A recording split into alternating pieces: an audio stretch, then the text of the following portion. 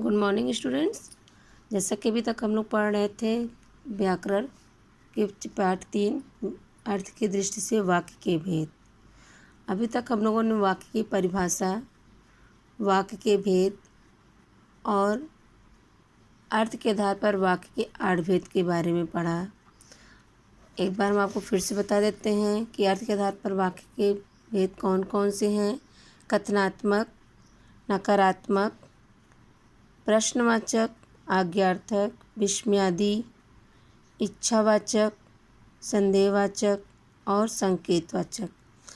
जैसा कि अभी तक हमने आपको इनकी परिभाषा, इनके उदाहरण और कैसे एक वाक्य को दूसरे वाक्य में परिवर्तन किया जाता है, हमने आपको ये भी बताया था। और कोई भी वाक्य में परिवर्तन करने से पहले हमें यह ध्यान देना होता है कि हमें परिवर्तन किस भेद में करना है और उनके कौन से शब्द लगेंगे।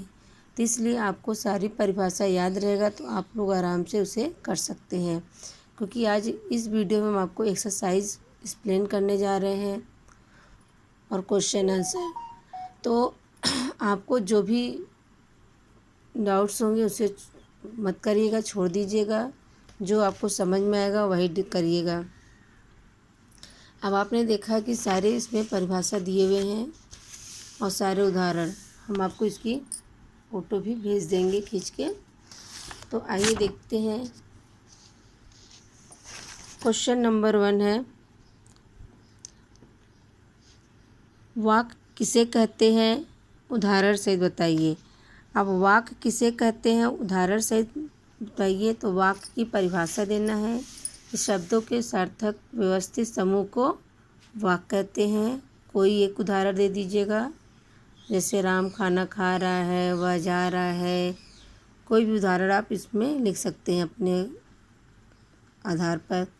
फिर है सेकंड, अर्थ के आधार पर वाक्य के कितने भेद होते हैं, किन्हीं 3 के उदाहरण और परिभाषा सही समझाना। तो बेटा यहाँ पर सिर्फ आपको खाली ये आंसर देना है कि अर्थ के आधार पर कितने भेद होते हैं, क्योंकि परिभाषा तो आपको सबको याद करना है और सभी को कॉपी पर नोट करने की ज़रूरत नहीं है, क्योंकि आपके पास बुक रहेगी तो आप उसको नोट कर मत करिएगा। तो सिर्फ आप लिखिएगा कि अर्थ के आधार पर वाक्य के 8 भेद होते हैं। नाम लिख लीजिएगा कौन कौन से होते हैं। उसके बाद है क्वेश्चन नंबर 3, अर्थ के आधार पर निम्नलिखित वाक्यों के भेद बताइए। यानी वाक्य दिए हुए हैं, किन वाक्यों के अंतर्गत आता है आपको ये बताना है। जैसे नंबर 1 है, वाह कितनी सुंदर घटाएं छा गई हैं। अब ये आपको वाह लगा है तो इसका मतलब हो गया कि ये आपका विस्मयादि बोधक वाक्य है। उसके बाद है, कितने बजे हैं। कितने बजे हैं, यहाँ पर क्वेश्चन मार्क लगा है तो प्रश्नवाचक हो गया। फिर है, काश मैं दिल्ली पहुँच जाता, ये इच्छावाचक है। कितना सुहाना दृश्य है। अब आपका ये है, कितना सुहाना दृश्य है, ये आपका प्रश्नवाचक क्यों नहीं होगा, क्योंकि यहाँ पे आप देखिएगा कि विस्मयादि बोधक के चिन्ह लगे हुए हैं, तो इसलिए आपका ये विस्मयादि बोधक के शब्द होंगे। फिर है, यहाँ से चले जाओ, ये आपका आज्ञार्थक है। कल कौन आ रहा है, प्रश्नवाचक। अब बैठकर पढ़ो, आज्ञार्थक। यदि वह परिश्रम करता तो सफल हो जाता, संकेतवाचक। कौन गा रहा है, प्रश्नवाचक। अरे रात भूचाल आया था, विस्मयादि बोधक। यदि वह जल्दी करता तो गाड़ी पकड़ लेता, संकेतवाचक। अगर वह आया तो मैं चला जाऊंगा, संकेतवाचक। मैं दौड़ नहीं सकता, प्रश्नवाचक। अब यहाँ पे प्रश्नवाचक नहीं होगा, क्योंकि यहाँ पे व्यक्ति अपने लिए एक बात कर रहा है, ये आपका कथनात्मक हो जाएगा। वहाँ कौन खड़ा है, तो ये आपका प्रश्नवाचक। वाह तुमने खूब लिखा, विस्मयादिबोधक मैं अपनी बात कर चुका हूँ। विधानवाचक आप अपना पाठ याद करेंगे। आप अपना पाठ याद करेंगे तो ये आपका आज्ञार्थक हो जाएगा। फिर है आपका विवेकानंद अपने समय के श्रेष्ठ वक्ता थे। विधानवाचक रमेश और महेश को साथ रहना चाहिए। विधानवाचक अपने कक्षा में सफलता प्राप्त करने के लिए कठिन परिश्रम किया होगा। अब यहाँ देखिए आपका दिया है अपने कक्षा में सफलता प्राप्त करने के लिए कठिन परिश्रम किया होगा। अब यहाँ पे हमें इसके बारे में ज्ञात नहीं है कि किया है कि नहीं होगा, तो यहाँ पर आपका संदेहवाचक हो जाएगा। फिर है सोहन परीक्षा में उत्तीर्ण हो गया। विधानवाचक यह उपन्यास मुंशी प्रेमचंद ने लिखा है। विधानवाचक कृपया पत्र लिख दीजिए। आज्ञार्थक वह चल सकता है। विधानवाचक वह कितना सुंदर पक्षी है, आपको पता ही होगा। फिर है क्या आज विद्यालय में छुट्टी है, ये भी आपको बताने की आवश्यकता नहीं है। रोगी चल फिर सकता है। विधानवाचक उसने भोजन नहीं किया। विधानवाचक कितनी सुंदर कविता है। प्रश्नवाचक यदि वह मुझसे मिल लेता तो उसका काम अवश्य हो जाता। संदेहवाचक अगर वह कहेगा तो मैं चला जाऊंगा। संकेतवाचक जाओ बाजार से सब्जी ले आओ। आज्ञार्थक यदि वह काम करता तो भूखा नहीं मरता। संकेतवाचक उठो इस कुर्सी को उधर रख दो। आज्ञार्थक फिर है आपका क्वेश्चन नंबर 4 निर्देशानुसार वाक्य परिवर्तन कीजिए। प्रेम ने उसका काम नहीं किया। अब आपको इसमें देखिए परिवर्तन करना है संदेहवाचक में, तो शायद प्रेम ने उसका काम नहीं किया। फिर है आपका सुरेश ने पत्र लिखा है।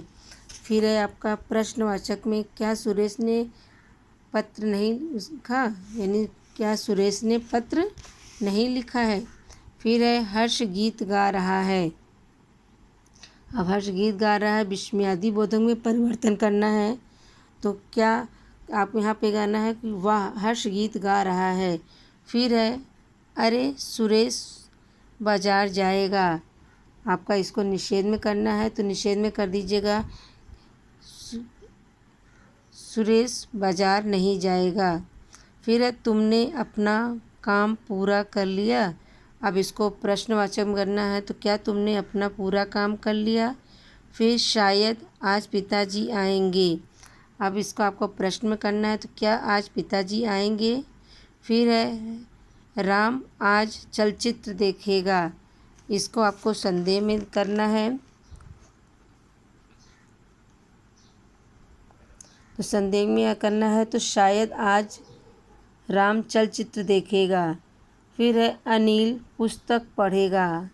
विस्मयादिबोधक में करना है तो वाह या कुछ भी कर सकते हैं, यहाँ पर कोई भी वाक्य आप कर सकते हैं। अरे अनिल पुस्तक पढ़ेगा, वाह अनिल पुस्तक पढ़ेगा, तो कोई भी शब्द आप यहाँ पे लगा सकते हैं। फिर है विवेक दिल्ली जाएगा। आज्ञार्थक में है तो विवेक दिल्ली जाओ। सुनैना चित्र बनाएगी। इच्छावाचक काश सुनैना चित्र बनाए, या मेरी इच्छा है कि सुनैना चित्र बनाए, या सुनैना चित्र बनाओ, या मतलब आप अपनी इच्छा यहाँ पर कर सकती हैं। अच्छा बनाएगी या कुछ भी आप उसके अपने अपने शब्दों और भावनाओं के आधार पर इसे आप कर सकते हैं। फिर है शेखर गाएगा। विस्मयादिबोधक वाह शेखर गायक है। रविंद्र आजकल दिन भर पढ़ता रहता है। प्रश्नवाचक क्या रविंद्र आजकल दिन भर पढ़ता रहता है। क्या इस बार हमारे विद्यालय में बहुत बड़े बड़े आदमी नहीं आ रहे हैं। अब इसे निषेध में करना है, तो निषेध तो आपका एक तरह से ये प्रश्न है ही, क्योंकि इस बार हमारे विद्यालय में बहुत बड़े बड़े आदमी नहीं आ रहे, यही आपका निषेध है। यहाँ पे सिर्फ क्या हट जाएगा। फिर है शायद वह सामान खरीदने के लिए बाजार गया। निषेध में परिवर्तन है तो लिख दीजिए वह सामान खरीदने के लिए बाजार नहीं गया है। क्या राम और श्याम अब साथ साथ रहते हैं। विधानवाचक में करना है तो राम और श्याम साथ साथ रहते हैं। फिर है श्याम पढ़ता है। प्रश्नवाचक में तो क्या श्याम पढ़ता है। शीला प्रतिदिन पढ़ने जाती है। आज्ञार्थक में शीला प्रतिदिन पढ़ने जाओ। तुम आ गए हो। अब इसको आपको विस्मयादि बोधक, वाह तुम आ गए। राम विदेश जाएगा। निषेध में राम विदेश नहीं जाएगा। क्या वह इतना मूर्ख है। इसमें दो तरह भी आप लिख सकते हैं, नहीं वह इतना मूर्ख नहीं है, फिर वो भी लिख सकते हैं कि वह मूर्ख नहीं है। दोनों आंसर आप लिख सकते हैं। फिर है गांधी जी का नाम किसने सुना है। अब आपको विधान में करना है तो गांधी जी का नाम सबने सुना है। फिर है उसने कोई उपाय नहीं छोड़ा। विधानवाचक में उसने सारे उपाय किए। अपनी अपनी आस्थानुसार नित्य प्रार्थना करनी चाहिए। आज्ञार्थक में आप इसका लिखेंगे सभी को अपने आस्थानुसार प्रार्थना करनी चाहिए। फिर है आप विदेश क्यों जा रहे हैं। विस्मयादि बोधक में वाह आप विदेश जा रहे हैं या अरे आप विदेश जा रहे हैं, शाबाश आप विदेश जा रहे हैं, तो आप इसमें कोई भी लिख सकते हैं। अब ये ज़रूर ध्यान रखिएगा कि आप जब वाक्य का परिवर्तन कर रहे हैं तो वाक्य को ध्यान से पढ़िएगा, किस भेद में परिवर्तन करना है ये भी ध्यान दीजिएगा। इतना समझाने की वीडियो आप ध्यान में सुनते रहिएगा और उसके बाद ये पेज आप देखते रहिएगा तो आपको कोई भी कन्फ्यूज़न नहीं होगी। उसके बाद भी अगर कन्फ्यूज़न रहेगी तो आप उस वाक्य को छोड़ दीजिएगा जिस वाक्य में कन्फ्यूज़न रहेगी। जूम क्लास में हम लोग इसके बारे में डिस्कस कर लेंगे। और ये वीडियो बेटा यहीं पे समाप्त करते हैं। अगले वीडियो हम न्यू चैप्टर पढ़ेंगे। तो 3 चैप्टर आपका हो गया है, उपसर्ग प्रत्यय, समास और अर्थ के दृष्टि से वाक्य के भेद। सभी के exercise question answer fair copy में नोट कर लीजिएगा। जो नहीं समझ में आएगा उसे छोड़ दीजिएगा, फिर कह रहे हैं। और फिर जूम क्लास में हम लोग उसे डिस्कस करेंगे। और पढ़ाई करिएगा, घर में रहिएगा, ध्यान दीजिएगा और सभी चीज़ों को नोट करिएगा। ओके बेटा, थैंक यू।